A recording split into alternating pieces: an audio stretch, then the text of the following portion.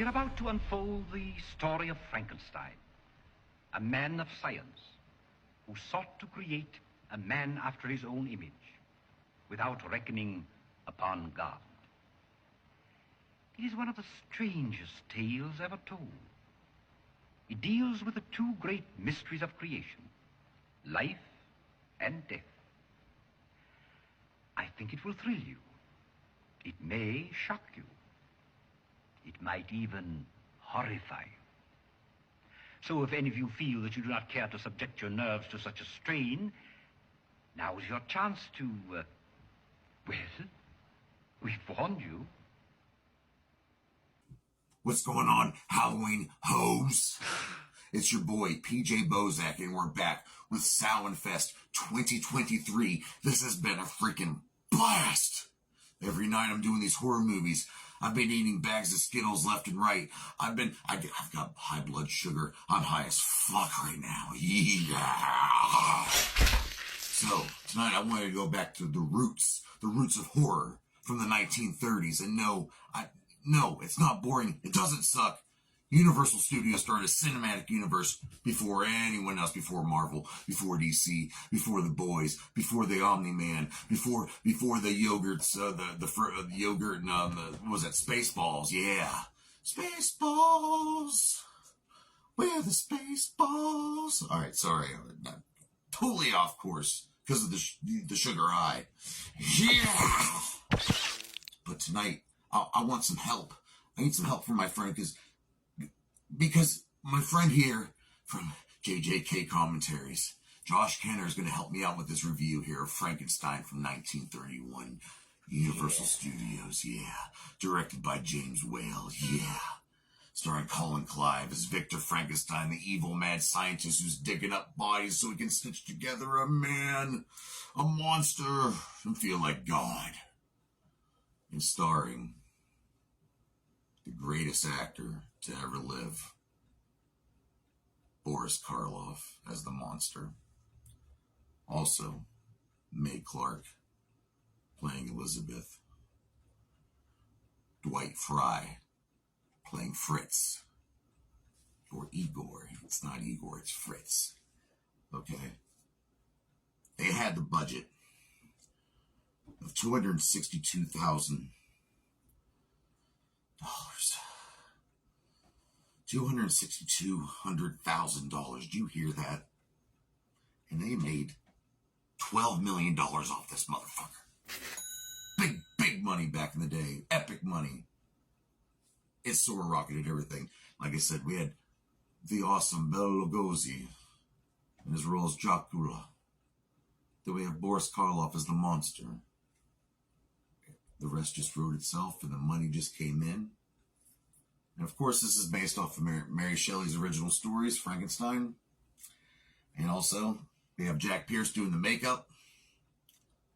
Damn. But right now, I'm tired.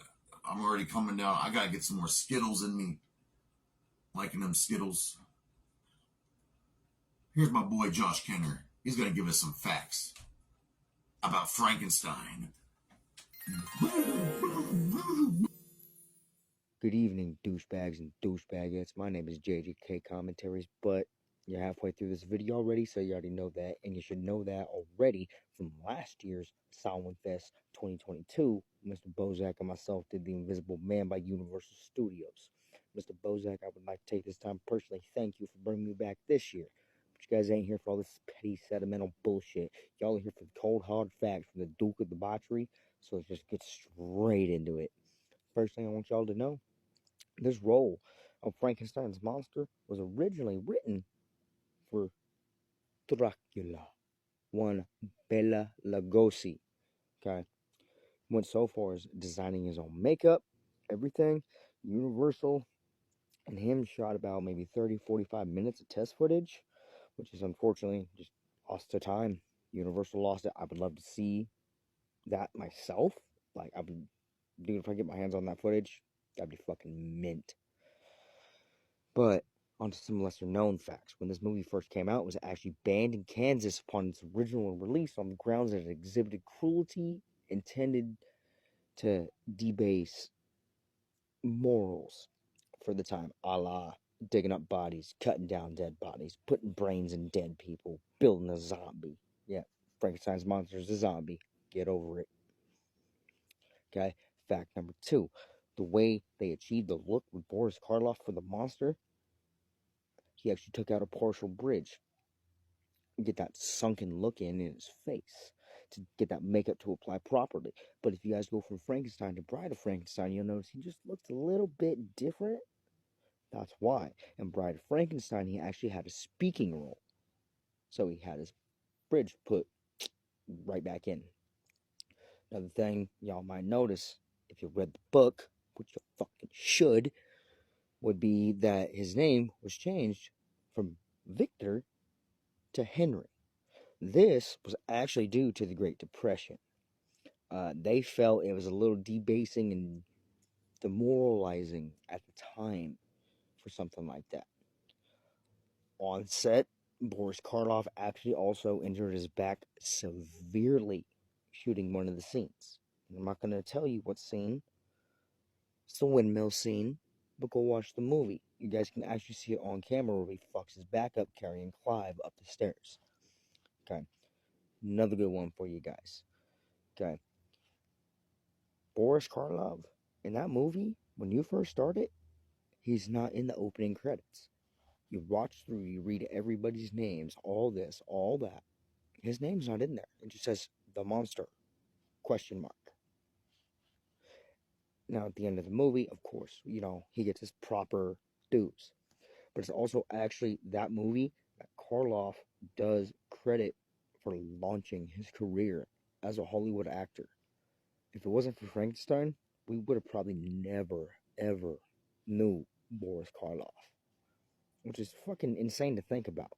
And if also, too, you guys are a cinephile like I am, and you spend as much time watching movies of any genre, from any era, I want to lay another one on you. 1927, The Cat and the Canary. About 40% of the sets from The Cat and the Canary were actually recycled for Frankenstein. Yeah, there's one for you guys. But my name has been JJK Commentaries. As you know, PJ, I'm going to send it back to you. One love, my brother, and thank you very much for inviting me back this year. Go fuck yourselves. JJK Commentaries, bitch. Josh Kenner, you just delivered a fucking mountain of wisdom involving the likes of Boris Karloff and all the Universal monsters and all. You are a horror historian, my friend. Thank you for joining me. Thank you for joining me on Samhain Fest. Too bad I couldn't tickle your balls and talk about Boris Karloff.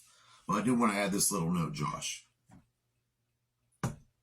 Did you know some of this got edited out in certain states because Victor Frankenstein says, yes, now I know what it feels like to be God. Yes, I didn't want to mention that because, man, boy, if that crowd was watching movies nowadays, their heads would just explode. So here's a quick clip from the immortal movie, the immortal classic, the undying horror icon, Frankenstein. Yes, he's gonna come out looking like Bobby Lashley. And I freaking love Boris Karloff so much. Me and Jerry the Music Man talk about him almost every day. Almost every day at work. Oh shit.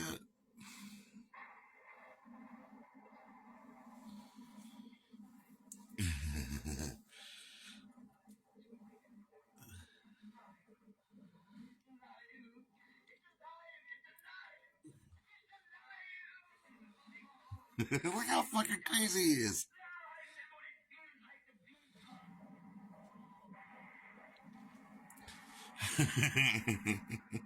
Well, I rate this movie 4 out of 5 dog dicks.